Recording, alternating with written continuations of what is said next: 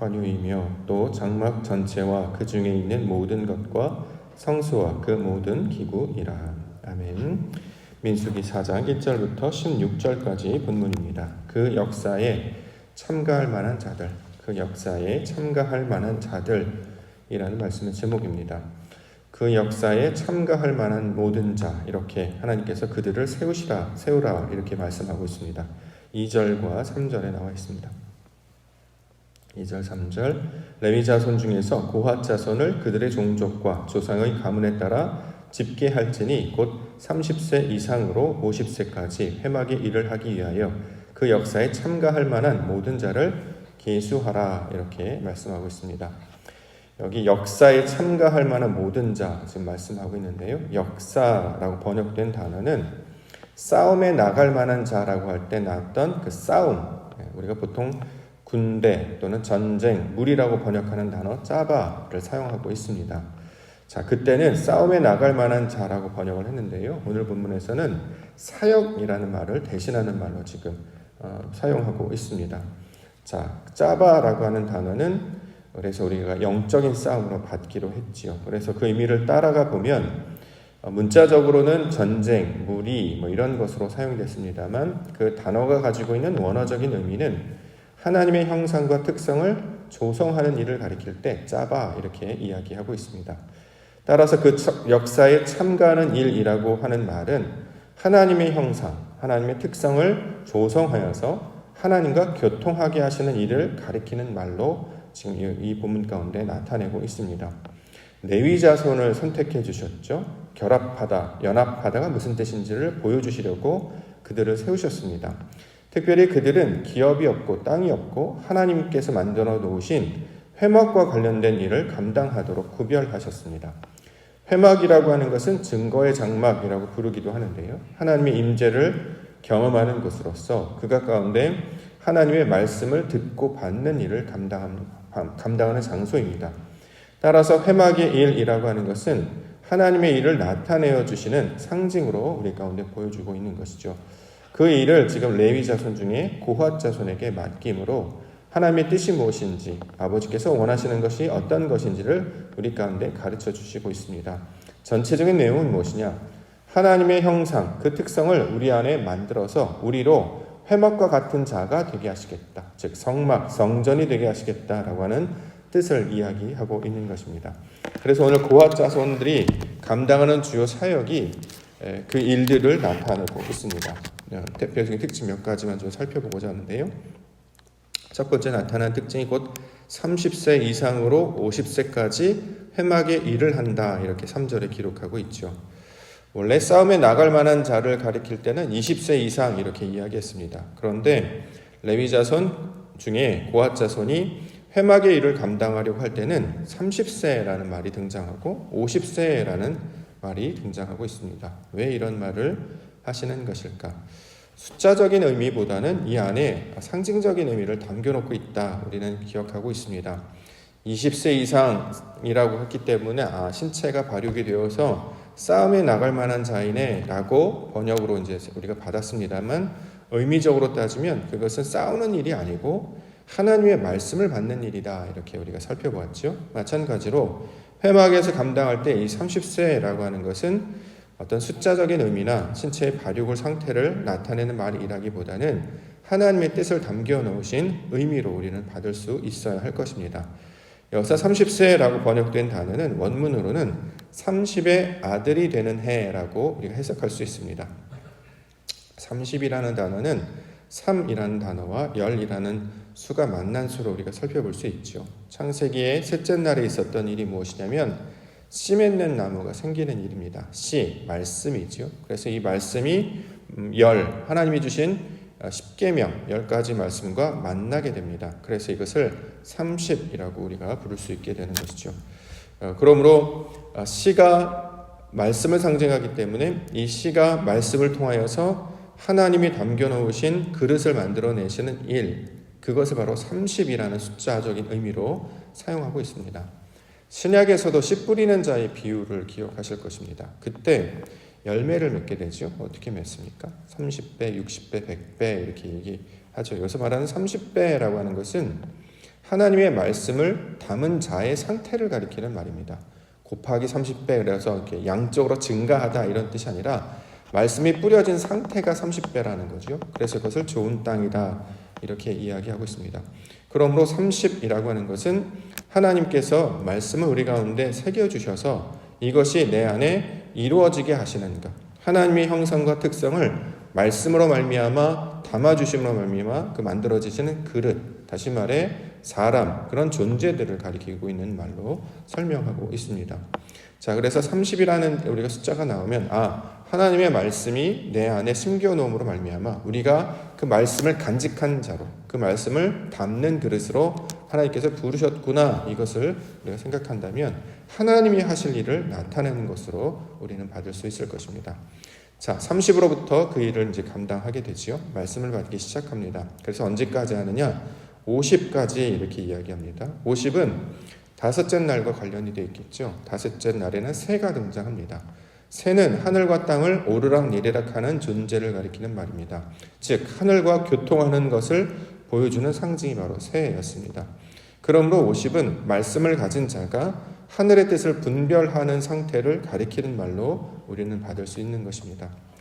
창세기 28장 12절 보면 꿈에 본즉 사닥다리가 땅 위에 서 있는데 그 꼭대기가 하늘에 닿았고 또 본즉 하나님의 사자들이 그 위에서 오르락 내리락 한다. 자, 교통하다라는 뜻이죠. 오르락 내리락 한다. 그래서 하나님의 사자들이라고 하는 것은 말씀을 가진 자들, 선지자들, 하나님의 백성들을 가지는 말입니다. 그래서 이것들을 우리 가운데 표현하고 있죠. 그래서 이것이 이제 헬라 문화를 거치면서 천사의 이미지로 이제 바뀌게 되는 거죠. 사람이 날개를 달고 막 왔다 갔다 하는데 실제로는 날개를 가리키는 말이 아니라 그런 말씀을 가진 자가 되었다라는 의미로 사용하고 있습니다. 요한복음 1장 51절에 또 이르시되 진실로 진실로 너희에게 이르노니 하늘이 열리고 하나님의 사자들이 인자 위에 오르락 내리락 하는 것을 보리라 하시니라. 자, 하나님의 말씀을 가진 자가 이 땅에 내려와서 말씀을 증거합니다. 교통하는 존재들이 하나님의 말씀을 담고 이것들을 통해 하나님과 교통하는 존재들을 가리키는 말이 되고 있는 것이죠. 그러므로 30세부터 50세라고 하는 것은 말씀을 받기 시작하여서 하나님과 교통하는 존재가 되기까지라는 말로 우리가 받을 수 있을 것입니다. 50은 또 50, 원문으로는 50 아들의 해 이렇게 번역이 되어 있는데요. 자, 50, 우리가 또 하나의 기록은 희년이 바로 50세죠. 50년이 되는 기쁨의 날이 되는 것, 하나님의 말씀이 완성되음으로 말미암아 희년이라고 말하기도 합니다.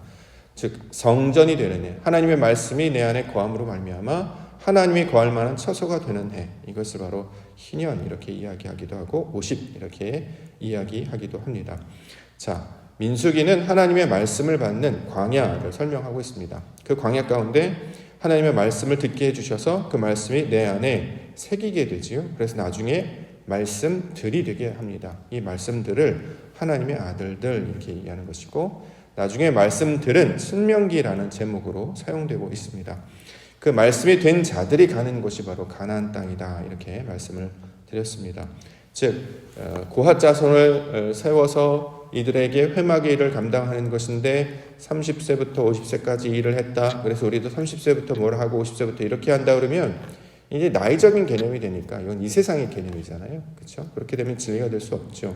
하나님의 뜻을 우리가 이해하면서 글을 읽을 수 있어야 될 것입니다. 그래서 30이라는 숫자가 나왔을 때는 하나님께서 말씀을 우리 가운데 전해주셔서 그러한 담는 그릇으로 세워주셨고 마침내 그러한 존재가 되게 하시려는 의도가 담겨진 말이구나, 이렇게 우리가 받을 수 있어야 할 것입니다. 그래서 고핫 자손들이 감당하고 있는 주요한 일이 이 말씀과 관련된 일을 감당하고 있습니다. 증거궤를 관리하는 역할을 맡게 되는데요. 5절에 진영이 전진할 때에 아론과 그의 아들들이 들어가서 칸 막는 휘장을 걷어 증거궤를 덮었다 이렇게 이야기합니다. 증거궤와 관련된 일을 둘째 아들이었던 고핫 자손이 감당하고 있습니다. 진설병 이야기가 나오는 이유도 거기에 있겠죠. 진설병의 상에 청색 보자기를 펴고 7절입니다. 진설병의 상에 청색 보자기를 펴고 대접들과 숟가락들과 주벌들과 붓는 잔들을 그 위에 두고 또 항상 진설하는 떡을 그 위에 두었다. 성막 안에 보면 떡이 있어요. 떡. 이건 제사용품이 아니고 상징이죠. 하늘의 양식을 가리키고 있는 말이 됩니다. 하늘에서 떡이 내려옵니다. 사람들이 그것이 뭔지 모르니까 만나 이렇게 불렀죠. 근데 이것은 하늘에서 내려주는 양식, 즉 말씀이라는 뜻입니다. 하늘이 우리 가운데 그 하나님의 영이 우리 안에 들어옵니다. 어떤 방식으로 들어오시느냐? 말씀이라는 방식으로 들어오시죠. 그래서 이것을 영 또는 성령 또는 하늘의 양식 이렇게 이야기합니다. 예수님께서 이제 주기도를 가르치실 때 일용할 양식을 주옵소서 이렇게 얘기하죠. 여기서 말하는 일용할 양식은 하늘 양식을 가리키고 있는 말씀이기 때문에 하늘의 말씀을 우리 가운데 가르쳐 주시옵소서, 이 말씀으로 우리가 받을 수 있어야 될 것입니다. 아직 이스라엘 백성들은 그러한 개념을 잘 모르기 때문에 지금 광야로 인도해 놓으셔서 말씀을 들려주시고 모양을 하나하나 보여주심으로 이것이 무슨 뜻인지를 설명해 주시는 것입니다. 하나님의 성품, 하나님의 특성이 내 안에 깨달아 알게 됐을 때 그 의미를 알게 되면 하나님의 존재를 깨닫게 되는 거죠. 그래서 하나님은 자세히 자신을 이러한 모양으로 저러한 모양으로 설명해 놓고 있는 말씀입니다. 창세기에 보면 하나님께서 땅 위에 공창을 통해서 이렇게 쫙 펼치시는 장면을 설명합니다. 그래서 이제 우리가 라키아라고 이야기하는데 나중에 이것을 휘장으로 번역하기도 하죠. 하나님께서 창조 사역을 시작하시겠다라고 하면서 세상을 펼쳐서 쫙 보여주셨습니다. 세상을 펼쳐서 쫙 보여주셨던 이유는 그게 바로 하나님이 나타나신 역사를 다 가리키고 있는 말이죠.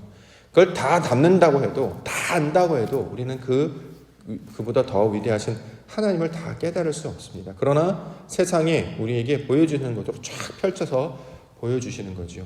내가 나의 구원을 이루게 될 건데, 자, 그게 어떻게 될지를 너희들 한번 봐라 하면서 이렇게 쫙 펼쳐주셨습니다. 나중에 이제 아담을 지으시고 세상을 이렇게 보여주시죠. 그랬더니 아담이 하는 유일한 고백은 우와가 되지 않겠습니까? 신앙인이 하는 일은 바로 그거죠. 우와. 그래서 기도가 사실 그거밖에 없습니다. 놀라거나 감탄하거나 탄식하거나 오호라 또는 우와 이거밖에 없죠. 하나님은 그 성막을 만들어 두신 것도 또 여러 가지 떡을 두시고 여러 가지 것들을 두신 이유는 하나님의 속성, 그 성품이 무엇인지를 가르쳐 주시기 위해서 우리 가운데 펼쳐 주셨습니다. 그러므로 그것을 보면 우리는 의미가 이런 뜻이구나 라고 깨달을 수 있어야 되겠죠. 등잔 때도 나오는데요. 9절에 보면 청색 보자기를 취하여 등잔대와 등잔들과 불집게들과 불똥그릇들과 그 쓰는 바 모든 기름 그릇을 덮었다. 성막 안에 있는 것 중에 또 하나가 이제 등잔인데 불빛, 빛을 상징하고 있는 거죠. 하나님께서 우리 마음 가운데 조명하여 주셔서 보게 하는 일, 자, 이 일들을 나타내는 말로 지금 설명하고 있습니다. 여기 이제 보면 이제 덮개들을 지금 설명하고 있는데요. 뭐 청색, 홍색, 자색 색깔들을 통해서도 이제 우리 가운데 보여줍니다. 우리 가운데 그런 걸 보면 유치하도록 또 하나님의 뜻을 깨달으도록 가르쳐 주시는 방식이 되는 것이죠. 청색, 하늘의 것, 물로 땅을 덮어서 자색, 하나가 되게 하시는 것. 보통 자색이라고 하면 이제 보랏빛 정도 생각하는데 남색과 홍색이 어울려져 있는 상태. 그래서 이걸 멀리서 보게 되면 보랏빛처럼 보인다고 하죠. 가끔가다 우리 교회 뒤편에 날씨가 밝고 그 노을이 질 때쯤 되면 하늘이 이렇게 쫙 펼쳐지는데요. 파란 하늘과 그 붉은 기운의 석양이 어우러져가지고 약간 보랏빛을 뜰 때가 있습니다. 제가 너무 예뻐가지고 사진을 즉흥적으로 촬영한 적이 있었는데 저런 걸 가지고 말하는 것이구나 라는 뜻으로 이해한 적이 있었습니다. 자, 하늘의 물, 하늘이 땅의 것과 어우러지는 상태가 되면 어떻게 되느냐? 자색과 같은 빛이 나는 거죠. 그래서 실제로 자색은 이 왕이 옷을 입을 때 주로 사용했다고 합니다. 자, 이것은 하늘의 뜻이, 하늘의 영광이 땅에 이루어져서 그것이 완성되는 모양으로 가르쳐주고 있는 뜻이 되고 있습니다. 청색이 각각 가지고 있는 뜻, 홍색이 각각 가지고 있는, 자색이 각각 가지고 있는 뜻, 이것들도 풀어서 우리가 이해해 볼 수 있겠습니다만 전체적인 의미는 하늘의 영광이 땅에 이루어져서 그것이 서로 하나가 되어 연결되는 존재로 만드시는 일, 그래서 이것을 가리키고 있는 말이 됩니다. 자, 이것을 덮개라는 말로 설명하고 있는데요. 덮개는 나중에 휘장으로 가리키기도 하고 나중에 이것을 가지켜서 옷이라는 개념으로 설명하고 있기도 하죠. 결국 하나님께서 이것을 덮으십니다. 그래서 우리의 모든 연약함과 허물들을 덮으시죠. 나중에는 창세기에 아담과 하와에게 옷을 지어 입히셨던 그분이 나중에 아들을 보내셔서 다른 옷을 입혀주십니다. 그 옷이 무엇이냐? 그리스도라고 하는 옷이시죠. 갈라디아서 3장 26절부터 27절 너희가 다 믿음으로 말미암아 그리스도 예수 안에서 하나님의 아들이 되었으니 누구든지 그리스도와 합하기 위하여 세례를 받은 자는 그리스도로 옷 입었느니라. 자, 그리스도로 옷 입는 것을 말씀하시려고 덮개, 옷, 색깔 뭐 이런 이야기를 세마포 뭐 이런 이야기를 계속 하고 있는 흰 옷, 다 이것이 그리스도로 옷 입으라 이걸 가르치기 위한 하나님의 말씀입니다. 자, 그것을 실제로 구현하여서 옷을 입은 사람들이 이제 카톨릭 사람들이죠. 그런 옷을 입으라는 게 아니고 진리의 옷을 입으라. 하나님의 뜻을 내 안에 받아서 우리가 성전이 되라. 이 말씀이 되고 있는 것입니다. 그래서 그 역사에 참여하는 자들을 불러주셔서 그걸 보여주시고 우리로 그러한 자들이 되게 하시겠다고 하는 하나님의 가르침의 현장입니다. 그래서 우리는 광야를 학교라고 부르기도 하죠. 보여주는 모든 것이 다 하나님의 교제이기 때문입니다. 나중에 예수님이 이 땅 가운데 오셔서 하는 일 똑같은 일을 하셨습니다. 무슨 것이냐면 산에 올라가서 입을 열어서 말씀으로 가르치셨죠. 뭘 가르치셨냐면 말씀들이 뜻하는 그 의미를 해석해 주시고 번역해 주셨습니다. 그때 사용된 교재가 무엇이었냐면 성전이었죠. 성전. 성전에 나타나는 것들 저것은 무엇이고 이것은 무엇이고 이것은 무엇이고 하면서 이것을 율법과 연결시켜 주셔서 설명해 주셨습니다. 하나님의 뜻을 밝히 보여 알게 해 주신 것이죠. 그것을 통해 궁극적으로 깨달아야 되는 목적이 무엇이냐? 하나님의 형상, 영이신 하나님께서 우리 안에 말씀으로 찾아오실 그것을 기대하여서 이제는 땅에 보여진 어떤 경험들, 애굽에 오염됐잖아요. 다 애굽에서 살던 방식이죠. 애굽에서 늘 보던 것, 눈에 띄는 것, 뭐 세상의 개념들 이런 가치관에서 하나님이 주신 말씀으로 채우로 말미암아 그 진리 가운데 거하는 자들로 살아가게 하시는 일, 이것을 광야 가운데 우리가 받고 깨달아서 마침내 말씀들이 채워짐으로 말미암아 그 가나안 땅으로 가도록 그렇게 인도해 주시는 장면을 설명하고 있는 것입니다. 즉 이전의 모습과는 달라진 모습, 애굽과는 다른 모습으로 살아갈 것을 요청하고 있습니다. 그러므로 신앙이라고 하는 것, 구원이라고 하는 것은 우리의 인식과 사고가 완전히 새롭게 바뀌는 것들을 말합니다. 전혀 새로운 내용들 아닙니까? 이거 풀어야지 해석이 되거든요. 이전에 이 하나하나가 사용된 용례들을 살펴봤어요. 그래서 옷을 어떻게 입어야 되는지, 뭐 떡을 어떻게 만들어야 되는지, 또 무엇을 사용해야 되는지 여기에 이제 집중했다면 그것이 아니라 새로운 뜻을 알게 되었기 때문에 이것들을 해석할 수 있는 지식과 지혜가 생긴다면 세상을 바라볼 때도 똑같은 방식으로 바라보는 거죠. 아, 태양을 만드시고 달을 맞추시고 산과 강을 두시는 것 하나님의 의도가 있는 것이구나. 내 안에 펼쳐지는 상황들이 있습니다. 갈등들이 있습니다. 번민들이 있습니다. 그러면 이것은 하나님께서 당신의 현상을 내 안에 채우기 위한 하나님의 뜻을 보여주시는 것이구나. 그렇기 때문에 어떤 상황이 발생이 되면 진리 가운데 놓여있는 자는 하나님의 눈으로 해석합니다. 하나님의 뜻으로 받아들입니다. 그렇기 때문에 요동하지 않게 된다는 거죠. 두려움에 떨게 하거나 하나님께서 걱정거리로 주신 것이 아니라 사랑으로 덮어주시기 위하여 그 그리스도로 옷 입게 하시기 위하여 우리를 인도하시는 과정임을 깨닫게 된다라는 거죠. 마침내 이 모든 과정을 졸업하게 되면 가나안으로 들어가게 됩니다. 우리를 신앙과 똑같은 모습으로 불러주셨죠. 인생의 모든 경험 가운데 말씀을 처음 받아서 신앙생활을 처음 시작하는 30의 시간에서 이제 그 기쁨의 날 50의 시간까지 우리를 불러주셨습니다. 마침내 하늘과 교통하는 자가 되게 하시기 위하여 그 성령과 교통하는 자가 되게 하시기 위하여 부르심을 기억하고 오늘도 하나님의 그 기쁜 일들을 소망하고 기대하며 나아가는 기도의 시간, 은혜의 날이 되기를 주님의 이름으로 간절히 축원합니다. 기도하겠습니다.